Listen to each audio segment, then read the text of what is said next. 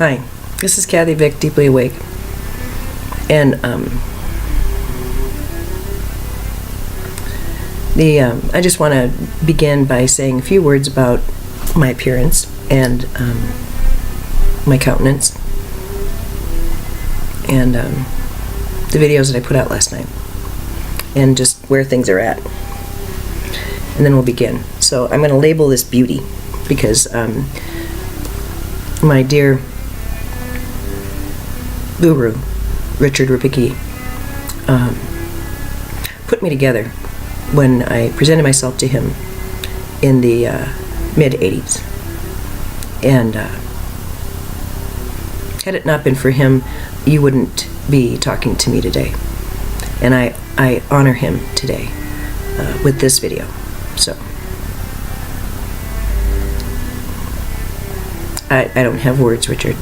I reached out in 12 because I understood the significance, but today I realized that my understanding was weak, and so I wish to say thank you this way.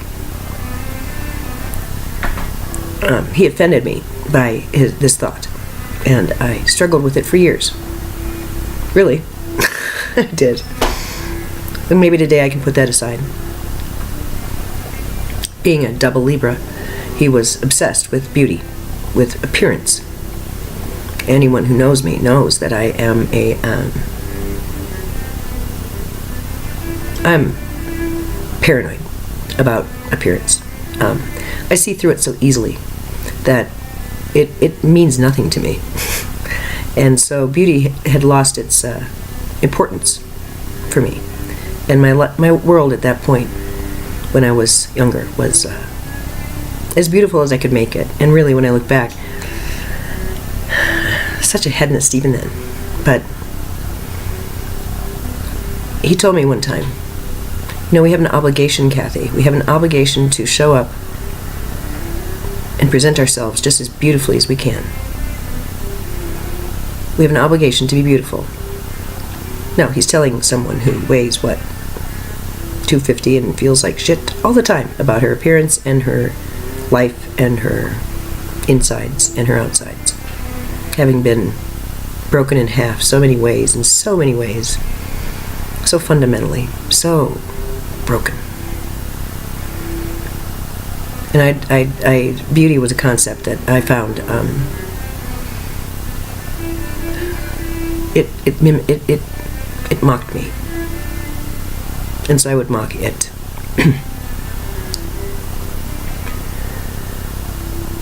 But I understand about beauty now. I understand it's a portal.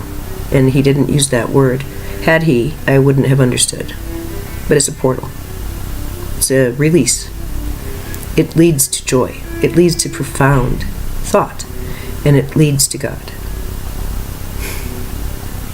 This morning, as always, I didn't have dream images to pass on or write down. What I had was an awareness that was so intense today that I hadn't even gotten up. I just rolled over and started weeping. And the beauty just kept coming and coming and coming. And I want to share it with you. What I understood was what they showed me. And it's like I was being held in bed, and oh, dear one, look, see, look, take a look. And before me, I saw something that I want to report. I watched the videos, and I felt, and then I heard the cries of distress. I heard the misunderstandings bubble up, and they came to me. On message and in many different forms. I was fighting against, I had said something, and boom, there it was. That's no. I heard about the teachers talk about or MacArthur, whoever the heck, that they told me you mustn't take their misunderstanding personally, and you mustn't take their pain as yours. You are a messenger only, and all you're doing is reporting on your reality, what has worked for you. And as a result, and it was not just that. It's not just that. They laid out for me. They showed me. And they asked all through my life, as I was reviewing it. At those times, could you have understood this? If we had revealed it, could you have even understood? And I saw, finally,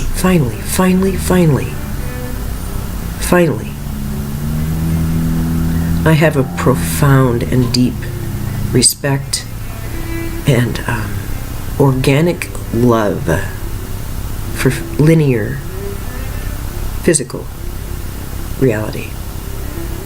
And I came to understand that who you see standing before you, sitting before you, glowing before you, is simply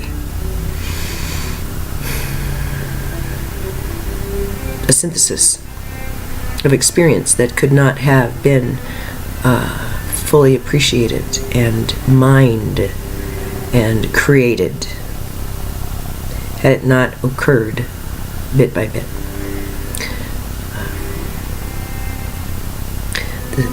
The stair-step realizations, the situations that were pregnant with great wisdom, presented to a mind that was young, that had distortions in it, requiring a breaking apart again and again, all done gently, lovingly, timed well, purposefully. And instead of today looking at my life, which I do pretty much every morning, and feeling as if it's like a toy train set with little cars, so easily toppled and the scene messed up and gotta start again. No. I felt this ribbon of organic love play out.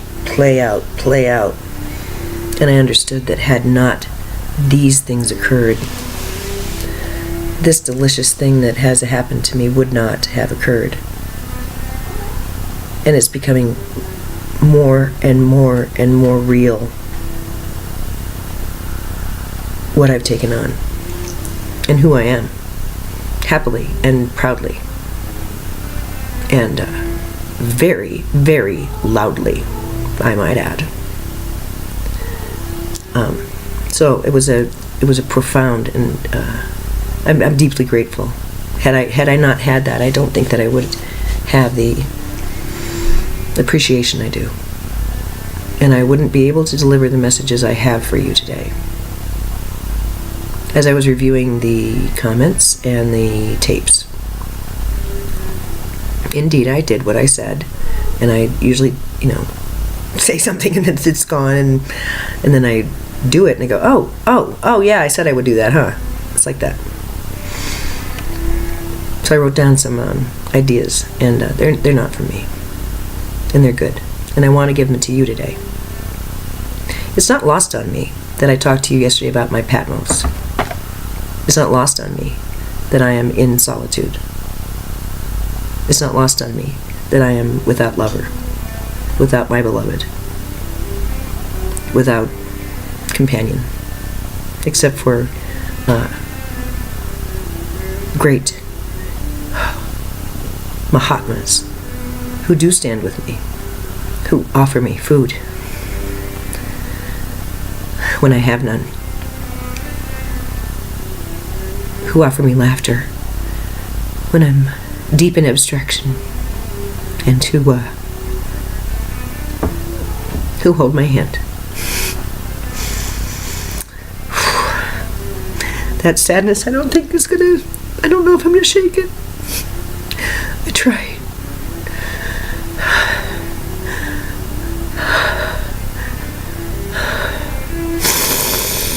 This loneliness is so deep and real. God. I want it to be over. Oh, I so want it to be over.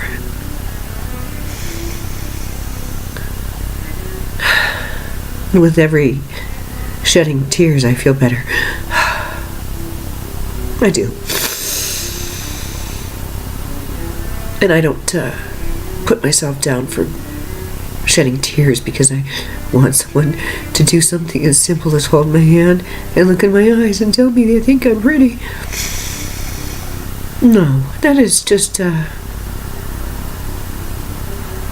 just the cry of a girl who's gone unanswered and uninvited for a while, that's all. And she's got her reasons, and I love her. I love me. So my loneliness is just as valid as my great joy. And that's so outweighs the little mind of, won't you please come along? That's just simple misunderstanding. And that's the other thing they explained to me. They said, you're going to see a lot of it now. A lot of misunderstanding. A lot. You're going to feel that tang. You better get used to it.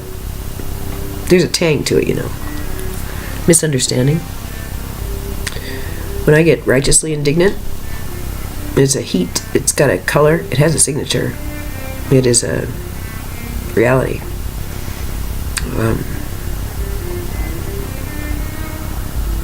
They showed me that there's a sensation with this reality of righteous indignation, or of,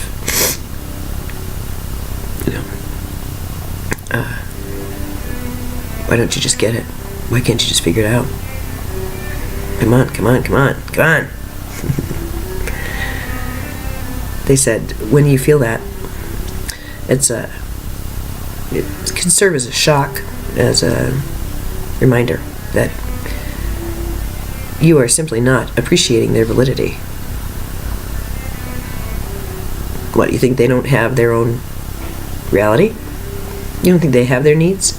You don't think they sit on their beds and cry because, for whatever reason? Pick a conundrum, guys. So, I didn't expect the tears. Neither did I expect the laughter. So, I'm in the shower. I'm having this deep meditation with them. I tell them it's time for me to know more about this Son of Iron Terry's thing. Why is it that it felt like a Christmas and a homecoming? Why does it feel like I had something from the stars come into me that night and go dormant? When I know that's not true. I just know intuitively that I carried that with me. And what they were telling me was simply an acknowledgement and an announcement that it's time for it to be activated, that I was never walking around without it, ever. But that's a brand new concept for me, because I felt as if I had been impregnated, or not with an alien baby. Come on now. Not like that. But given a gift that had to, I don't know, germinate or whatever. They did say yes, it was fetal. And what happened was I had carried it. That's why I had all that room, because I was going to be giving birth. And what happened that night was a birth. It wasn't a gift that was given to me. It was me birthing myself. So I'm thinking, okay, well, isn't that interesting? That doesn't make any sense at all. I think I need a shower. I stink. So I went and gave myself a shower. But I was then in a place where, I get to this place sometimes. I've done all this work. I have lived a clean life. I have lived a life of God. And I deserve simple pleasures. I deserve what everybody else takes for granted and shits on. Quite frankly, and I don't mind using that term. Do you know how lucky you are? Do you have any idea how lucky you are if you have a companion? Do you have any idea what you've been handed? No, you don't. You don't. You don't. And it just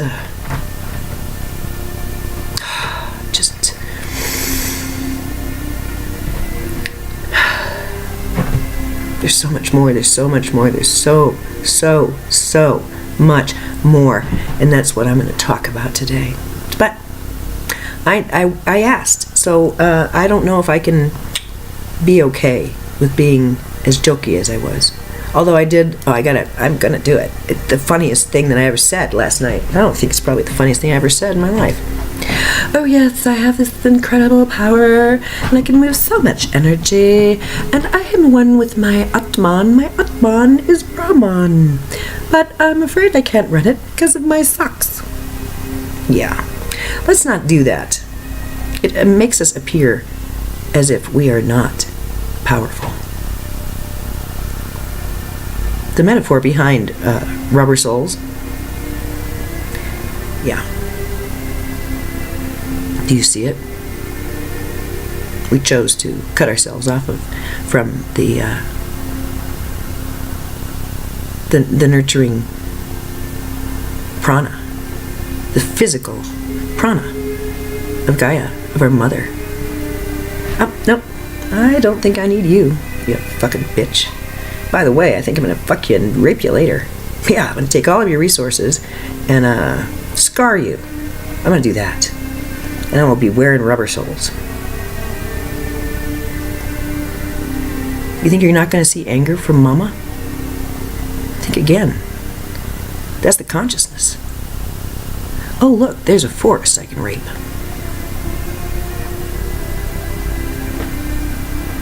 I would walk into a forest and fall on my knees in reverence.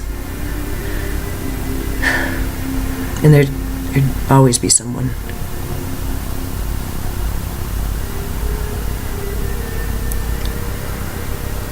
Kickstarting a chainsaw.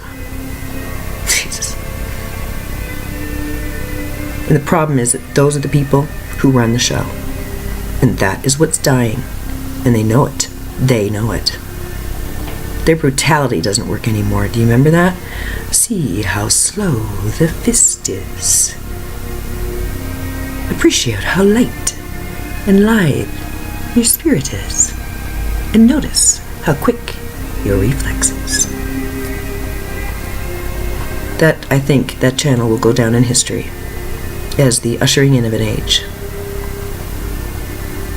The matriarchy is dead. Thank God. Ugh. Really grotesque, and is best not talked about, frankly. It's embarrassing. Distortions. But this patriarchy is destructive, self-perpetuating, immature, mean, minimizing,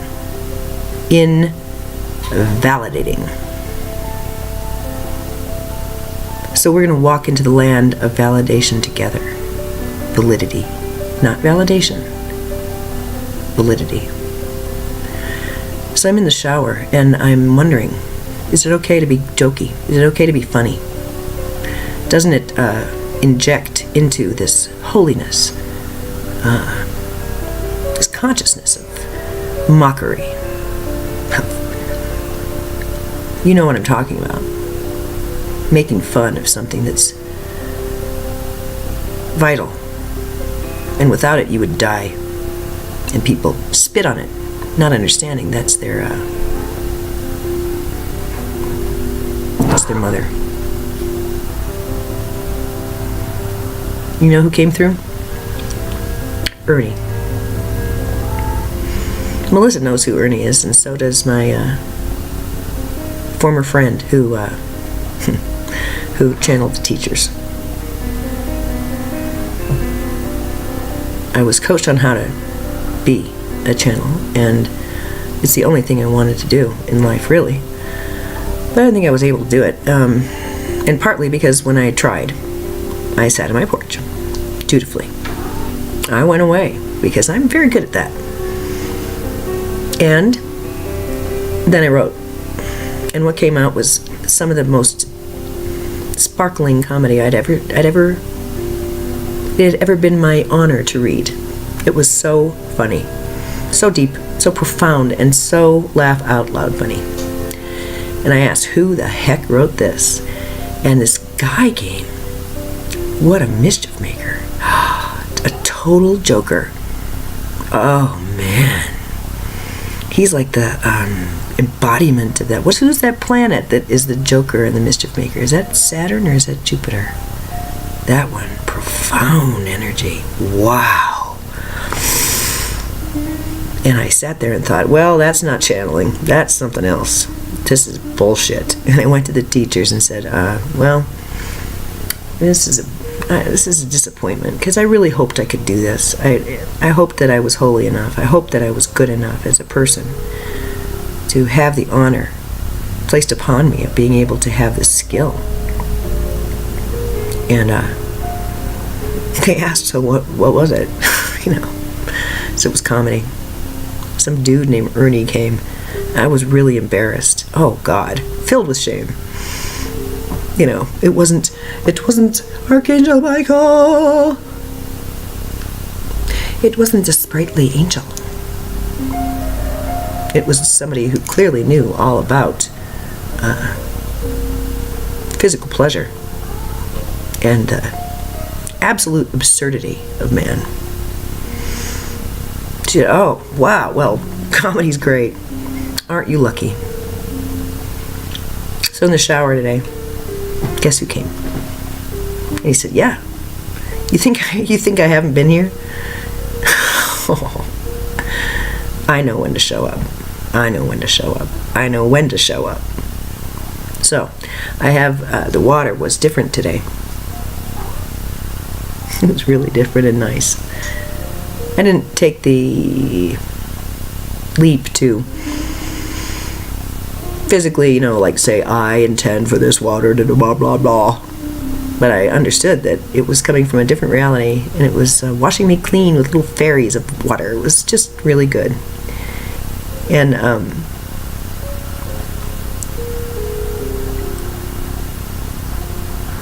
I thought about multiple personality disorder, something that I made a note last night I need to talk about today. And I began weeping again. It's been a day of weeping and laughing, thinking, how do I contain all of this? How am I going to possibly contain all of this? And I could feel my personhood become like paper. My little personality dying away. Something I have been praying for and praying for and praying for, and now it's here. I'm not really sure. I'm just glad I have I'm glad I have friends. I'm glad I have people who can help me cope with this, because I don't want to disappoint anyone in my reality. I don't want to appear crazy, but I'm so happy, and I'm trying to learn how to interface all of this and express the love that I feel, and the common sense that I feel is lacking. It's just so lacking with people and their thoughts and how they behave, me included, obviously. Do you think that any of this is due to any other reason except I was trying to figure out how to freaking get along in this world? This is not so that I can come to you and instruct you. Are you kidding me? I'm like the least arrogant person I know. I know what I'm made of, and I'm not going to bow to a lesser mind. I mean, come on. Neither am I unaware of my deficits. I can assure you they're vast. But I can see how that's going to change. I asked Cryon. I did. Early. In 12. I had read maybe 2 essays. But he talked about quantum mechanics. He talked about physics in a way I understood. And I knew I was home. And he talked about the Akash and said, you can just pull out whatever you need. And I remember walking around my house saying, okay, well, good. I need an accountant.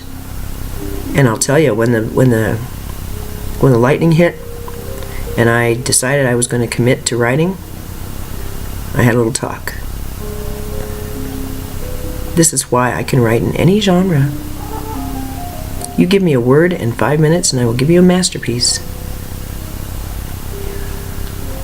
Don't think that's me, please. Come on.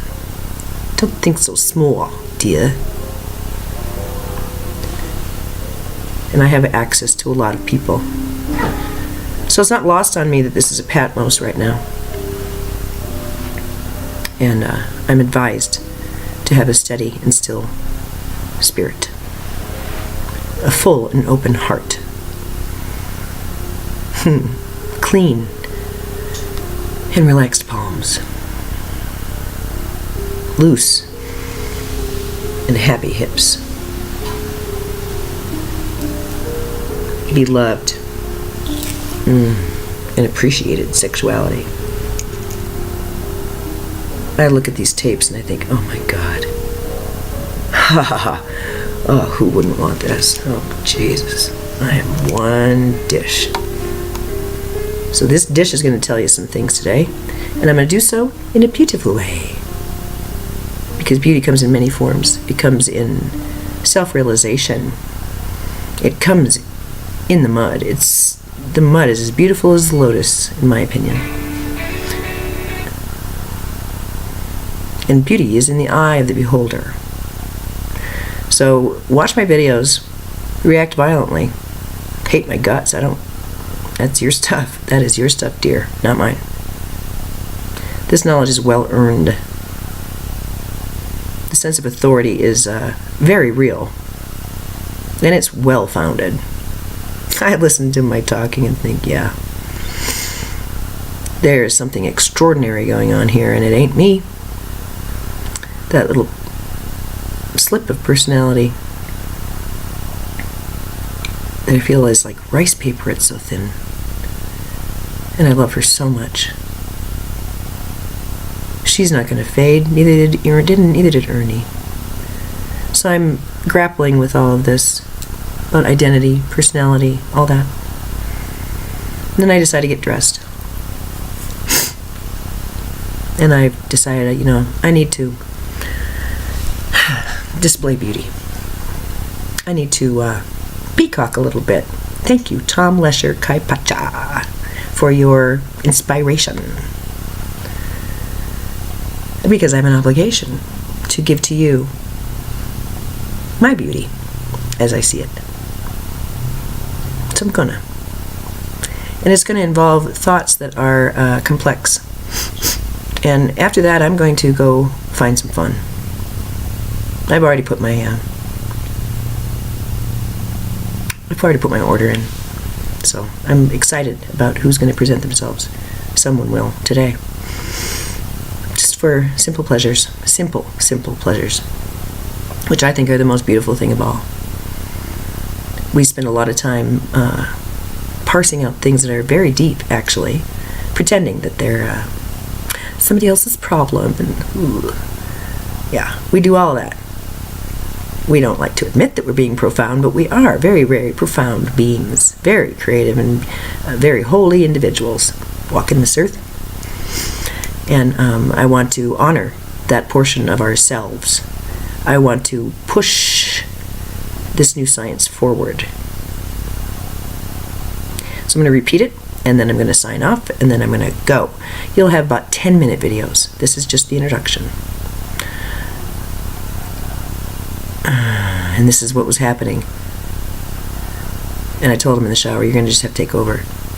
My thoughts are far too scattered.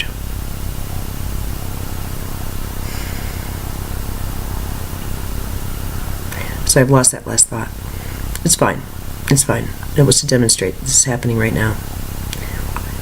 And so my intention is set that I will, as I'm talking with you, remain loose. Ah, there it is.